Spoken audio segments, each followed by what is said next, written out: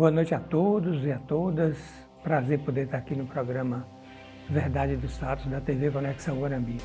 Bom, Rui Azevedo é um cidadão guanambiense, nascido aqui na cidade em 1963 e que tem uma trajetória de vida, alguns anos, quase 60 anos de vida, de luta e de histórias, que já conheceu e já participou bastante da nossa sociedade. De fato que tem algumas coisinhas para poder contar ao longo desses tempos. Eu fui estudante aqui em Guanambi, né? Meus primeiros anos de escola, naquele tempo a gente chamava de escola primária. Na verdade, os 2 primeiros anos, o primeiro e o segundo ano, Guanambi era uma cidade ainda tão pequena.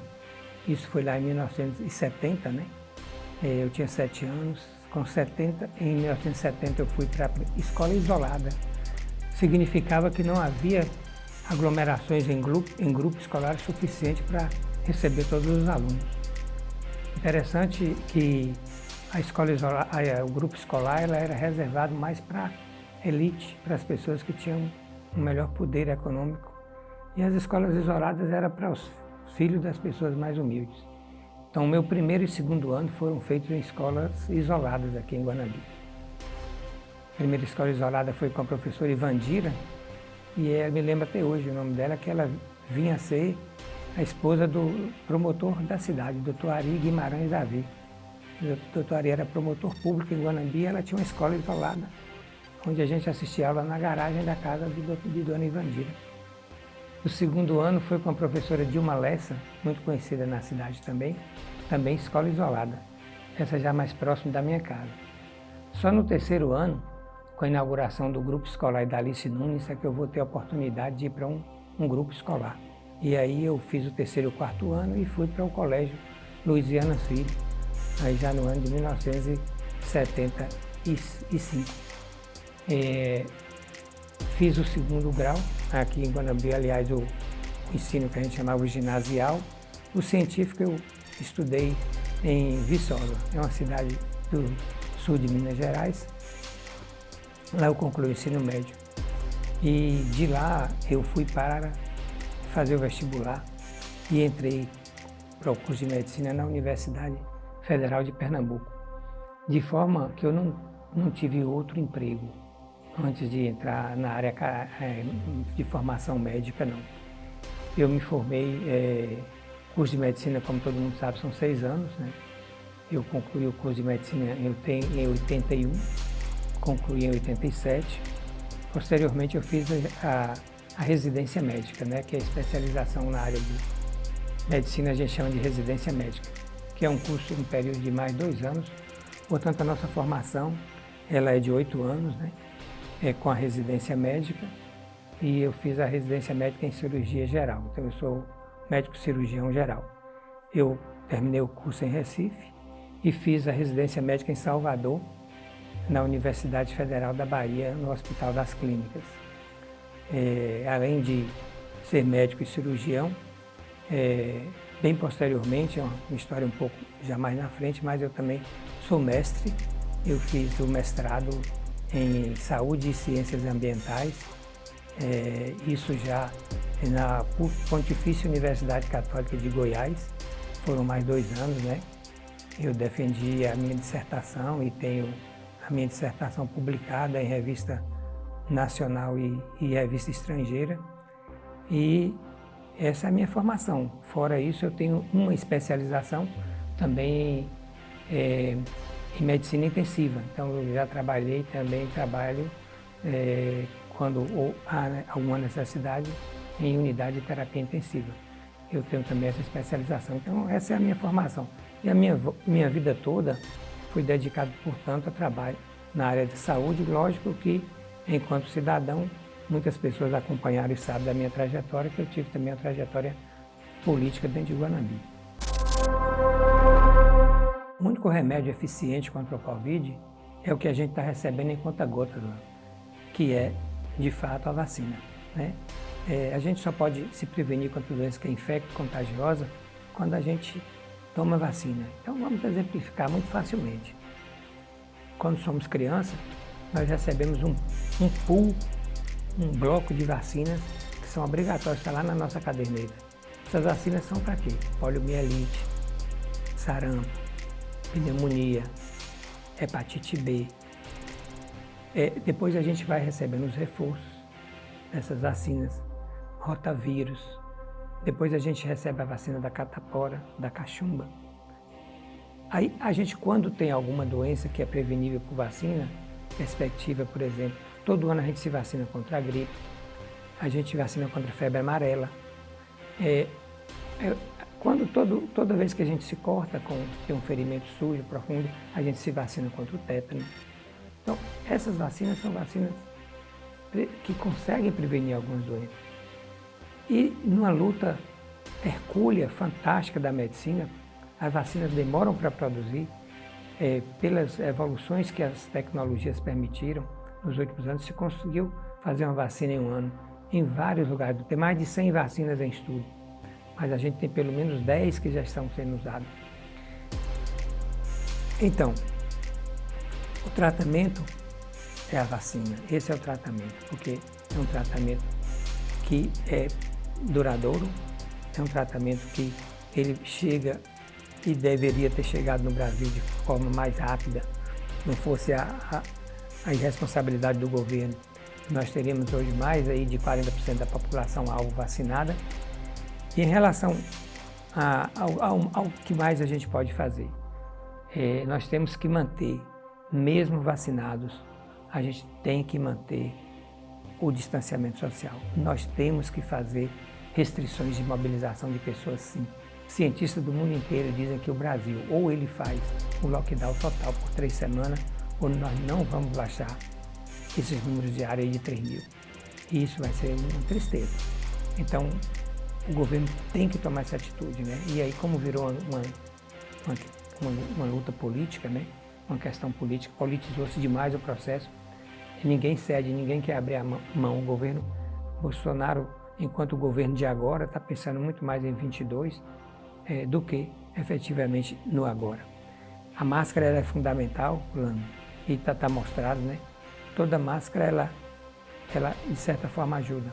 Não são as melhores são as máscaras N95, que não deixa de fato penetrar nada na via aérea da pessoa, mas as máscaras descartáveis que se usam no dia a dia, no serviço de saúde é importante. Até a máscara de pano faz com que a pessoa, de certa forma, evite de estar espirrando, de estar tossindo, de estar recebendo gotículas de espirro de outros. Então, a máscara é fundamental. O álcool em gel é fundamental porque ele neutraliza o vírus. O álcool 70 também, o álcool em gel é melhor, que ele tem um efeito mais duradouro, né? E a questão da limpeza das superfícies. A gente precisa, de certa forma, estar limpando alguma coisa onde muita gente passa ali, pega a mão, embora a gente tem que lembrar de que o vírus ele vive muito pouco tempo, permanece muito pouco tempo vivo nas superfícies de uma cadeira, de uma mesa, de um copo, de uma garrafa, etc. Isso é verdade.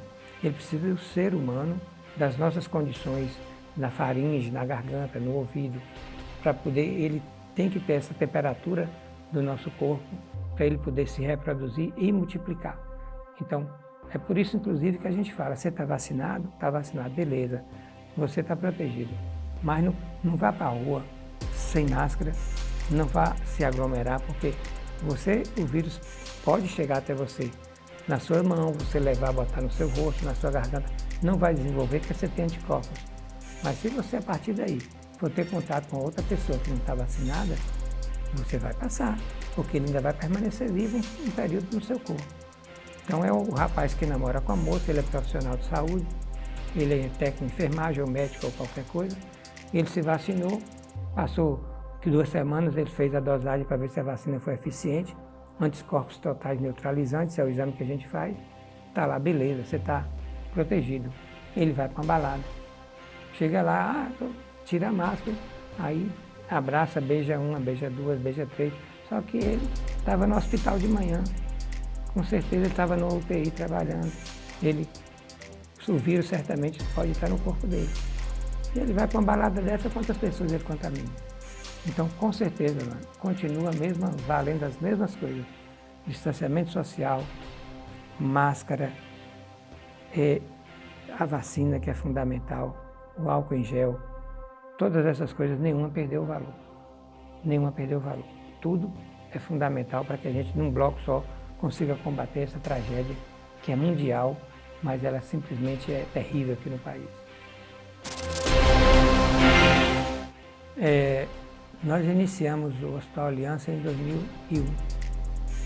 Foi um sonho, né? Um sonho que eu tive, de ter um dia um local que eu pudesse trabalhar. Eu trabalhava em alguns hospitais em Guanambi, mas eu sonhava em ter um local onde a gente pudesse delinear algumas coisas em relação ao atendimento que fosse de acordo com o que a gente pensava, com o que a gente conhecia de trabalho fora. Eu passei, depois que eu saí de Guanambi, para fazer toda essa formação que eu fiz, eu passei 17 anos para poder retornar e trabalhar aqui em Guanambi.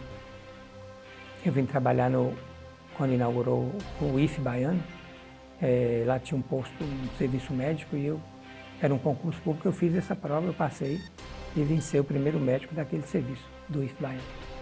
E eu trabalhava em outros hospitais, mas sempre no sonho, na expectativa de um dia ter uma coisa. Mas era muito difícil, porque não tinha dinheiro, era um médico recém-formado, que ia ter dinheiro para poder construir um hospital. Né? Mas as coisas vão acontecendo e alguma luz às vezes se abre na nossa vida. E eu acabei que adquiri, perto lá da minha casa, 4 terrenos lá onde hoje é erguida Nova Aliança, 4 terrenos próximos que eram praticamente uma rua que era no meio do mato. E eu troquei, na verdade, por um carro que eu tinha esses terrenos, já sonhando que aquele um dia pudesse dar certo. Aí chamei 3 colegas, né, e expus para eles o meu plano, do que eu pensava, e eles abraçaram a ideia, e nós começamos bem devagarzinho mesmo. Começamos murando, limpando o terreno, e depois, uma fase bem complexa, a gente conseguiu contratar um engenheiro, um serviço de engenharia para fazer o projeto arquitetônico e o projeto estrutural. E o projeto estava pronto lá, e não tinha dinheiro para fazer, mas estava o projeto e tinha um terreno. Então nós começamos, como todo mundo quando começa uma obra, né? Você começa com o quê? Começa com um bloco, começa com a areia, começa com a brita, né? Começa com cimento, e a gente ia adquirindo mensalmente, deixando guardado nos fornecedores com o ferro e tal.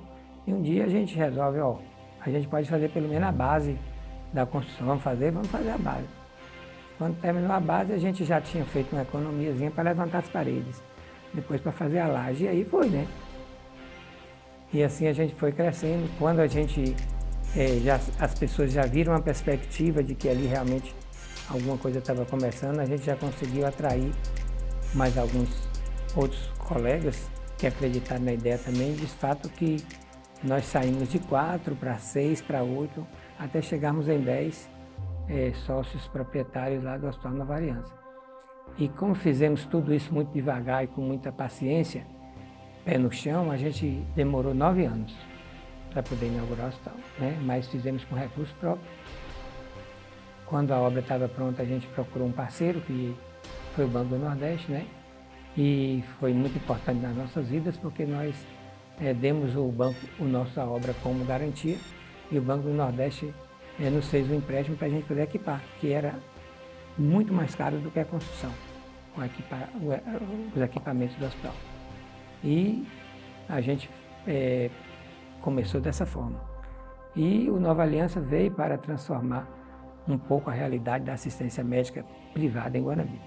Nós já tínhamos o Hospital Regional de Guanambi, que eu trabalho há muito tempo, um hospital muito bom, eu tenho muito carinho pelo regional e assim defendo o regional em qualquer lugar que eu tiver, porque se não fosse o regional, a população pobre de Guanambi e aqui da micro-região da Serra Geral estaria numa situação caótica. Então, mas a assistência médica privada, ela passou por um remodelamento, uma repaginação, depois que o Nova Aliança iniciou. Concomitantemente, alguns hospitais fecharam. Guanambi tinha 4 hospitais privados, que eram a Promater, depois que o Dr. Vela faleceu, o Hospital São Lucas e o Eremita Cardoso. Esses hospitais fecharam e ficou a Policlínica de Guanambi, que é de Dr. Marco Aurélio e Dr. Valdec, e o Hospital Nova Aliança. Então, mas essas duas unidades hospitalares, elas trouxeram um grande avanço para a medicina de Guanambi, né? Puxado pela Nova Aliança, né? A Policlínica também se estruturou, se modernizou, melhorou muito o atendimento na Policlínica, número de profissionais, enfim, o hospital cresceu muito também. E todos os outros serviços privados que surgiram a partir daí, fossem clínicas menores ou clínicas maiores, tudo passou a se espelhar no que nós fizemos. Então hoje nós estamos com 11 anos de inauguração, é um hospital novo ainda, mas a gente tem muito orgulho de que a gente hoje, por exemplo, nós temos 20 mil, nós já tivemos 20 mil internações nesse hospital, nós já tivemos mais de 150 mil exames de diagnóstico, mais de 150 mil atendimentos realizados para convênios e planos de saúde e particulares, né? E nós hoje nós temos hoje um serviço que desde o início, né, quando nós inauguramos em 2010, nós prezamos por manter um pronto-socorro 24 horas, nós nunca deixamos de estar com esse hospital aberto, isso era um problema em Guanambi. Nós temos hoje 80 médicos que trabalham no Hospital Nova Aliança. Alguns trabalham todos os dias, como eu, por exemplo. Estou no hospital todos os dias, a não ser por motivo de alguma viagem. Tem aqueles que trabalham 2, 3 vezes na semana, tem aqueles que trabalham uma vez por semana, uma vez a cada 15 dias, uma vez por mês, vêm de fora e tal. Mas 80 médicos, eles trabalham na Aliança, estão cadastrados, estão registrados lá na Aliança, são médicos que prestam serviço para o hospital. Nós temos mais de 75 funcionários, isso são 75 empregos diretos, né? E provavelmente cada emprego direto gera mais de 2 ou 3 indiretos. Nós temos aí inúmeros fornecedores do Brasil e até de fora do Brasil. Nós temos serviço de tecnologia aí, onde a gente dispõe de tomógrafo de última geração, raio-x de última geração, serviço de hemodinâmica, que é o cateterismo cardíaco, onde a gente já realizou mais de 3 mil exames de cateterismo cardíaco. E, assim, é muito orgulho a gente dizer que já salvamos a vida de muitas pessoas que infartavam e morriam, porque esse paciente muitas vezes é só se colocar um stent, né, que é fazer uma angioplastia e esse paciente sai do infarto e fica bom. E isso semanalmente, era feito semanalmente, hoje é feito diariamente, que nós já temos um hemodinamicista que trabalha conosco, que é o Dr. Caio. Então, assim, o hospital só tem avançado, né? Nós estamos agora, os nossos 2 próximos projetos, a implantação de uma ressonância nuclear magnética, que na verdade era para ser implantado ano passado, mas em virtude da pandemia, com o estouro do valor do dólar, o que a gente havia negociado com a empresa foi impossível de praticar. A gente não pôde acompanhar o valor do dólar e a empresa não pôde atender a nossa compra com o dólar mais barato que a gente já havia feito. Então estamos esperando essa situação se ajustar um pouco mais. E a unidade de terapia intensiva, né, que é o nosso grande carro-chefe aí, na verdade, estamos com toda a estrutura física pronta, né, para se poder iniciar a UTI, e a gente também, mais uma vez, esbarrando na questão da compra de equipamentos, porque nós tivemos majoração de 4 vezes o valor do preço inicial dos ventiladores mecânicos, que todo mundo ouve falar, e está faltando ventilador, está faltando, porque na verdade a demanda mundial aumentou muito, então esses aparelhos são muito caros e a gente está esperando que as coisas acalmem para que eles voltem a um preço razoável e que a gente possa adquirir. Mas o Hospital Nova Aliança teve, portanto, essa característica, né, de trazer uma grande qualidade e muita gente que vem de fora, né, muitos profissionais que conhecem aqui, pessoas que vêm morar aqui, nos elogiam muito pela estrutura hospitalar que a gente conseguiu montar aqui no semiárido baiano, no sertão, né, praticamente na Bahia, e com muita coragem. Eu entrei na faculdade em 81 anos. Em 82 eu comecei a participar do movimento estudantil no Centro Acadêmico de Medicina. Nós disputamos eleições e lá a gente foi eleito para compor a diretoria do Centro Acadêmico. Isso me levou a participar do Diretório Central dos Estudantes, que era de toda a universidade, lá na Universidade Federal de Pernambuco. E eu me filiei ao Partido dos Trabalhadores em 84, lá em Recife ainda. O PT tinha 4 anos e quando foi fundado lá em 82, o partido, 2 anos depois eu me filiei e eu fiquei filiado ao PT por toda a minha vida até 2011. Nesses anos de 2004 a 1984. Falei 2004. 1984 até 2011, dá, portanto, 25 anos, isso mesmo, 84, 94, 2004, 2011. Dá exatamente 25 anos, né, de filiação partidária. Nesse período todo, eu tive a oportunidade de, onde eu cheguei e trabalhei, ajudar na criação, na formação do partido. Por exemplo, quando eu voltei e regressei para a região, eu trabalhei em Gaporã não havia Partido dos Trabalhadores, nós criamos, fundamos o partido, criamos a estrutura, participamos da campanha de 89 de Lula, né? Aquela campanha que Lula perdeu para Collor, a primeira vez das eleições para presidente. Posteriormente eu fui para Bom Jesus da Lapa, lá também nós criamos o Partido dos Trabalhadores, participamos das eleições de 94, quando Lula foi candidato pela segunda vez. Eu tive o prazer de receber Lula, né? Foi muito engraçado, eu já tenho foto disso. Quer dizer, Lula estava fazendo a caravana do São Francisco e ele, ao chegar em Bom Jesus da Lapa, eu tive o prazer de receber, abraçar, conversar com ele, montar o palanque para ele. Ficamos horas e horas.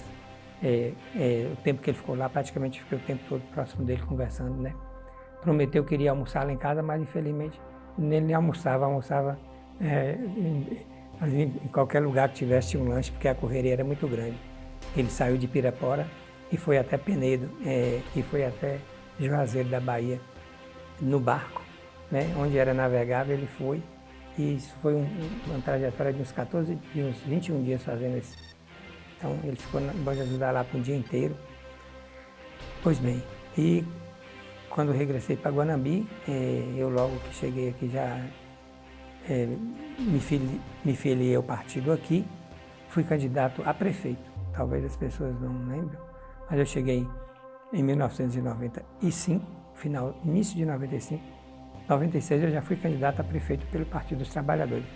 Lógico que naquele momento eu sabia que nós não tínhamos a menor chance e eu estaria ali apresentando o nome como opção, né, porque havia 2 candidaturas, né, a candidatura de Luiz Augusto, que sucedia era candidato do prefeito, Dr. Vá Boa Sorte, e a candidatura de Cisaltino Donato, que era candidato do governo do estado. Eles batiam aqui, disputavam fortemente a eleição. E por uma surpresa, eu coloquei o meu nome pelo PT, né? Nós não fizemos vereador, tivemos até mais votos para fazer, mas não atingimos o quociente eleitoral. Então o vereador Léo do PT, ele acabou não se elegendo. Latinha, né, nosso amigo Latinha, se elegeu como o último da coligação de Luiz Augusto, com uma votação menor do que a de Léo. Mas sobrou voto lá e Latinha entrou. Então nós ficamos sem eleger o vereador, mas o meu nome já estava ali colocado. Então a gente realmente passou a viver uma nova vida, o PT dentro de Guanambi, e portanto espalhou para a região também. Quando foi em 2000 eu já coloquei o meu nome para vereador, e aí eu tive muito voto, o PT teve muito voto e nós fomos, naquela ocasião, fizemos 2 vereadores. Eu fui o primeiro da coligação e o Léo do PT foi o segundo vereador do PT. Nós ficamos com os 2 vereadores do PT durante o ano de 2000 até o ano de 2004. Em 2000, o candidato a prefeito foi Paulo Costa, pela nossa coligação. Paulo Costa, na ocasião, perdeu a eleição para Dr. Ari. O grupo do governo do estado, que era Cisaltina, perdia a eleição, saía novamente e entrava mais uma vez o grupo de Nilo, que era encabeçado naquela ocasião por Ariovaldo. Em 2004, a gente sai candidato pelas esquerdas. Naquele tempo, nós voltamos a ter 3 candidaturas. Nosso candidato foi Dr. Vá, né, que apesar de ser originariamente do grupo de Nilo, ele sai do grupo de Nilo e se aproxima da esquerda. A gente sai com o Dr. Vá na cabeça de chapa e Dr. Aguimar, um médico conhecido aqui em Guanambi, como vice.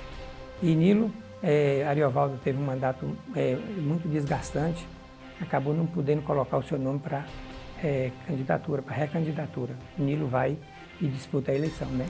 E pelo lado do governo do estado, o Luiz Carlos coloca o seu nome, mas também acaba não emplacando, e Nilo ganha a eleição em 2004. Naquela ocasião, a gente elege os vereadores, aí eu me elejo como vereador, e o Paulo Costa, dentro da nossa coligação, ele se elege como vereador também. E a gente fica com 3 vereadores. Então eu já passo até a experiência de mais 4 anos de mandato, né? Em 2008 eu coloco o nome pela 3ª vez e a minha votação, interessante que ela vai sempre num crescente. Eu saio de 1.800 votos, 1.000 para 2.000, não, aí na segunda eleição mantenho praticamente os 1.800 votos e na 3ª eleição eu vou para 2.100 votos. Passo a ser um dos vereadores mais votados, só perco com um fenômeno que acontece naquele tempo, que é o fenômeno de Simvaldão, que Simvaldão cai na graça do povo, né? E tem quase 2.300 votos. E aí, assim, a gente estava num crescente muito grande para poder, um dia, colocar o nome, construir um nome para ser candidato a prefeito. Em 2008, portanto, mais uma vez, o candidato a prefeito é Paulo Costa. Não é? Paulo Costa sai candidato com o Dr. Som na vice e acaba que eles perdem a eleição mais uma vez para Nilo. Nilo sai com Charles como vice. E aí de 2011 até 2012, é o meu último mandato. Meu último mandato eu construo ele na perspectiva de poder ser candidato em 2012 a prefeito. E as condições estavam todas colocadas. A gente já tinha tido os 2 mandatos de Lula, que terminou em 2010, e a primeira metade do mandato de Dilma, de 2010 a 2012. Então o PT praticamente dominava o país a nível federal, a nível estadual a gente já tinha tido o mandato de Wagner, estava no 2º mandato de Wagner, né? E então as condições estavam todas colocadas. Aí nessas circunstâncias entra uma situação que a gente costuma ver muito na política, né? Que é chamado o jogo fisiológico da política, que ela é feito para poder manter maiorias necessárias nas assembleias, governo federal, etc. E o governo do estado da Bahia aí procura levar para o grupo de deputados exatamente um grupo que era desafeto nosso aqui, adversário político. Não inimigo, porque a gente não tem inimigo, não tem problema nenhum com ninguém, mas eram adversários políticos que a gente vinha combatendo ao longo dos anos. Então o governo leva para dentro da Assembleia Legislativa, para compor a sua maioria, o grupo do deputado Luiz Augusto. E ensaia uma aproximação com Nilo Coelho. Eu tenho a oportunidade naquela ocasião de conversar com o governador, ele era muito próximo a mim, e o Rui Costa, que era secretário das Relações Institucionais do governador atual, e a gente numa reunião longa, assim, demorada, em Salvador, bem bate-papo como a gente está fazendo aqui, eu exponho a ele por que não deveria ter essa aproximação, porque nós estávamos com todas as condições de ganhar a Prefeitura de Guanambi, espalhar aqui para a região uma influência muito grande e que eu estava disposto a colocar o meu nome, desde que essa aproximação com o grupo de Nilo não significasse retirar algumas coisas que o PT e os partidos aliados tinham aqui em Guanambi. E essas coisas, isso não acontece. O governo não entende que essa é a melhor estratégia. Então eles se afastam de nós, se aproximam de Nilo, se aproxima naquela ocasião Nilo e Charles, que era o vice de Nilo, e eu digo que eu não iria ficar, disse na frente, se eu for fazer isso eu estou fora, não vou participar do processo para ficar a reboque de ninguém. E rompo, saio do PT em 2011 e deixo que termine o meu mandato sem partido. 2012 foi o meu último mandato, não me recandidatei a vereador, tive convite de todos os partidos, até para ser vice-prefeito de outras legendas, criar outros partidos e tal, mas não consigo fazer isso e permaneço aí. Então, de 2012 até agora, 2021, 9 anos, ainda muito ligado ao PT, tenho muitos amigos, não me filiei a partido nenhum até então né? Sempre estive aqui nas lutas e nas campanhas das eleições seguintes de Dilma, de Rui, há 2 anos atrás na campanha de Haddad, ajudando em tudo que eu posso, desde a estrutura, desde a minha presença até a estrutura física da gente organizar comitê e tudo mais, o que a gente puder fazer, sempre eu tive presente na linha de frente. E, portanto, tem essa militância não filiado a partido, né? E essa é um pouco da trajetória que você pediu para poder traçá-la. Historicamente, essa nossa região aqui da Serra Geral da Bahia, ela nunca foi olhada como um ponto de atração turística. Na verdade, isso é um engano, porque isso foi, ao longo dos anos, foi mal estudado, né? Então, eu acho que é necessário que se crie realmente aqui uma perspectiva turística pelo governo do estado, pelas prefeituras, porque nós temos muitas coisas aqui que podem e devem ser visitadas. Se a gente for pensar nas partes mais modernas, depois eu volto para as partes naturais da nossa região, mas, por exemplo, nós temos o maior parque de energia eólica da Bahia, um dos maiores do Brasil. E o parque eólico ele é um ponto de atração turística, não tem dúvida nenhuma.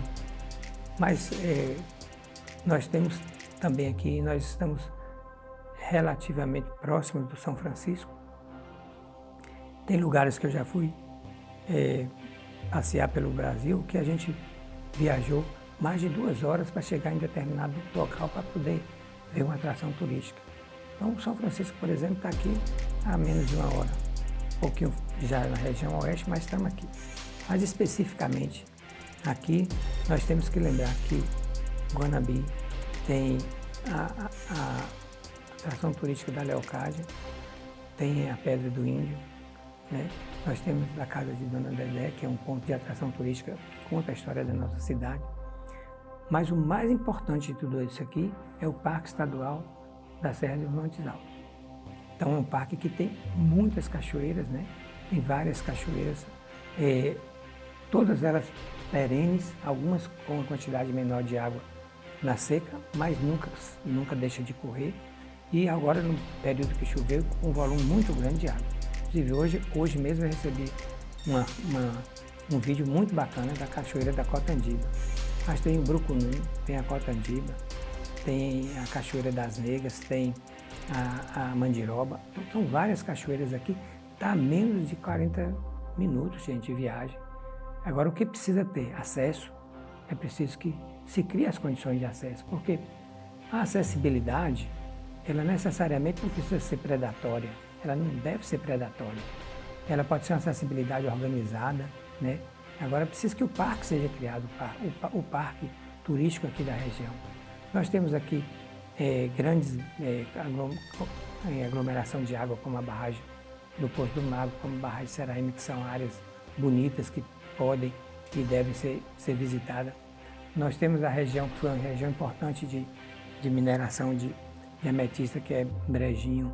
Então, aqui a nossa micro-região tem muita coisa. E eu acho que, sinceramente, é importante voltar os olhos para cá. É preciso que o governo veja isso, veja essa Serra de Monte Alto como um potencial turístico muito grande. Eu acho que está sendo aí assim, abandonado, nunca foi de fato estimulada como deveria ser, valorizada como deveria ser.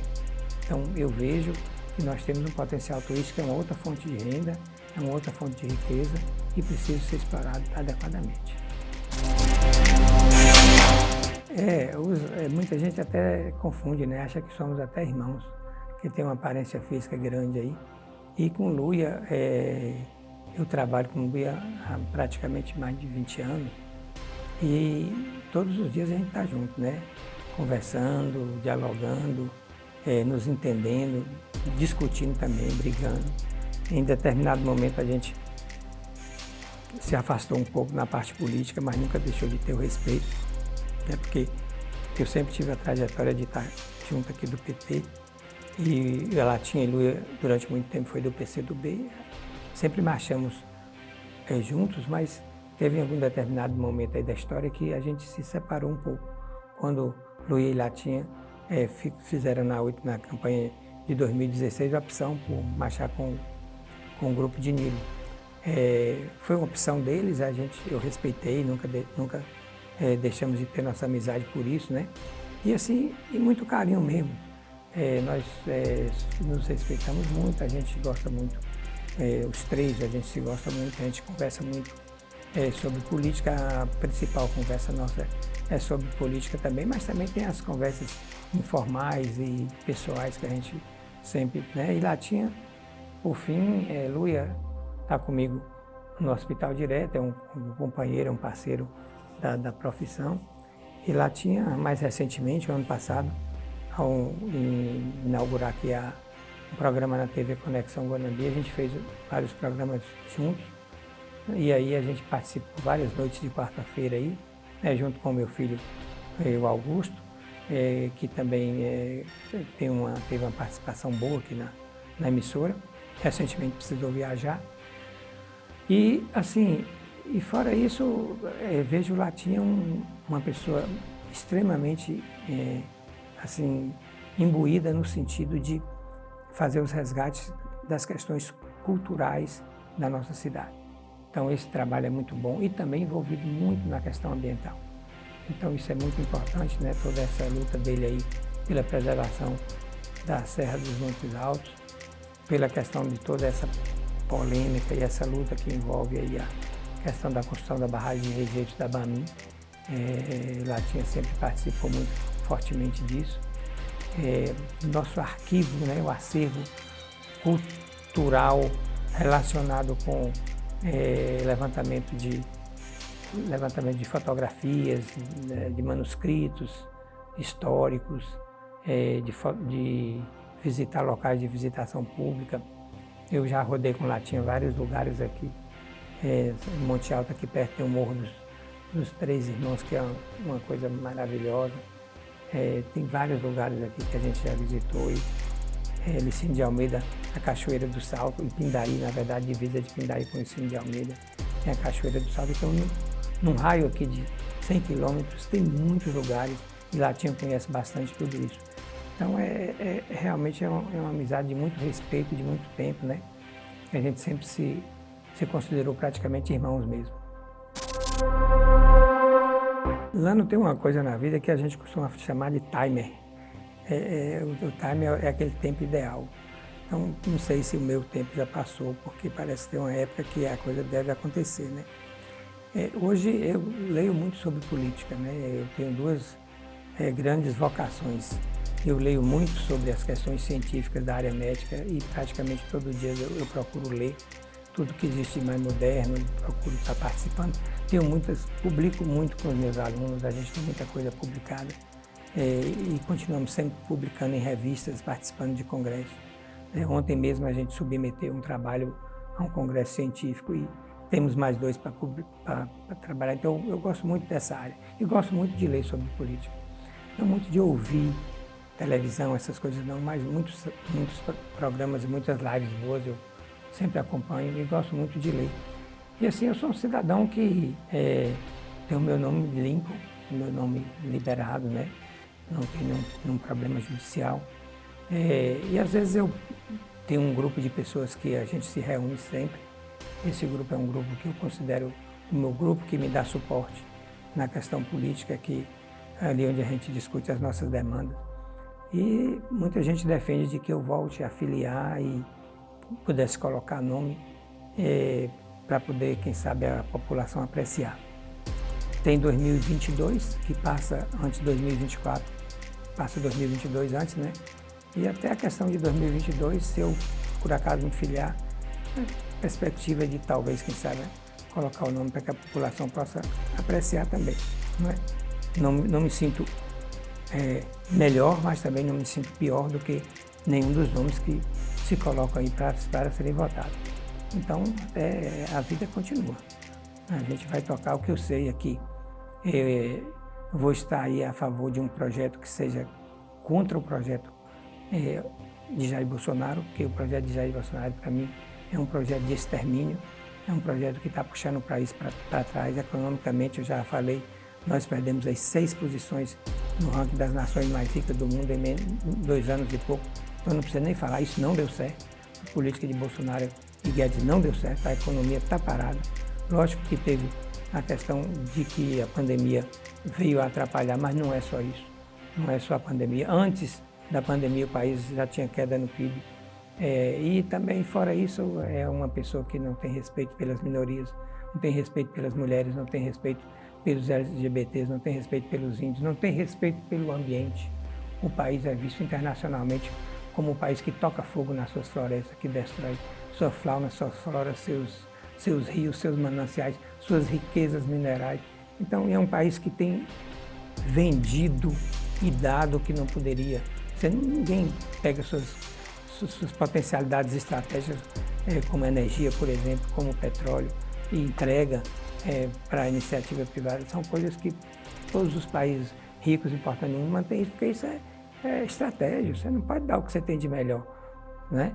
Para que as pessoas venham simplesmente, chega aqui, toma nossas riquezas e não deixa o que a gente tem de melhor. Então, enfim, o projeto que tiver contra, esse projeto, eu vou estar do lado, né? Se o candidato for Lula, eu vou estar com Lula. Se o candidato do PT for outro, eu vou estar com esse candidato. Se for se construir com muito esforço uma grande unidade de todo mundo, do centro-esquerda, contra Bolsonaro, eu vou estar junto. O fato é que eu vou estar em oposição ao governo de Jair Bolsonaro. Isso é a verdade. Nunca me sentiria à vontade de poder, na minha vida, jamais estar caminhando com um grupo de pessoas que não pensam na minoria, que não pensam nos mais pobres, que não pensam nos excluídos da sociedade, que não tem sequer uma penetração internacional. Bolsonaro ficou sozinho, isolado, depois que Trump saiu, ele hoje está perdido. Então é isso, eu estou aí, meu nome é um nome limpo, graças a Deus entrei e saí da política com a cabeça erguida, e há uma demanda, né, uma demanda social, uma reclamação, muita gente cobra isso. Quem sabe no futuro ainda volte, né? Embora hoje eu esteja mais para poder acompanhar o processo, mas a gente às vezes não pode também fugir de tudo. A base da minha vida, desde a minha ascendência, meus pais, minhas irmãs, como a minha descendência, minha esposa e meus filhos. São vários deuses que existem no mundo, dependendo de que Deus a gente está falando. Deus, um homem sentado num trono em algum lugar do universo, é na nossa cultura ocidental e cristã. Mas a gente tem que lembrar que os deuses existiram desde 5.000 anos atrás, pelo menos. Então, qual Deus a gente fala? Então, o Deus depende do local, da cultura onde você está inserido. Buda foi um Deus, Krishna foi um Deus, Maomé foi um Deus, Moisés foi um Deus, Cristo foi um Deus, ou um enviado de Deus. E mesmo as religiões pagãs têm seus deuses, o sol, a lua, o vento, o fogo, a água. Então são vários tipos de Deus. Deus é tudo de bom que o homem pode ter dentro do seu coração e levar para essa sociedade. Agradeço a oportunidade de poder ter mais uma vez vindo aqui na TV Conexão Guanambi. Eu digo que todas essas mídias alternativas, elas transformaram a informação no país e no mundo. E a TV Conexão Guanambi tem feito esse papel fundamental de ter sido a primeira que levou ao ar tantas informações, uma informação tão plural, tão multifacetada, com uma programação tão inovadora, que todas as pessoas em todos os ambientes que a gente vai em Guanambi hoje, de um modo ou de outro, já viram ou acompanham a TV Conexão. Então, desejo vida longa e espero que isso seja realmente um começo de um trabalho que possa perdurar por muito tempo e que vocês da TV Conexão Guanambi não desanimem. Não desanimem, porque nós temos essa obrigação de acreditar de que a informação realmente transforma a sociedade. Então, parabéns à TV Conexão Guanambi. Um abraço a todos e a todas que nos acompanharam durante esse período aí de pouco mais de 1 hora de conversa. E aqui realmente está falando uma pessoa com uma alma bem lavada, bem tranquila, a mente bem aberta, e que disse todas as verdades, as minhas verdades, que eu acredito nesse momento. E um grande abraço a todos.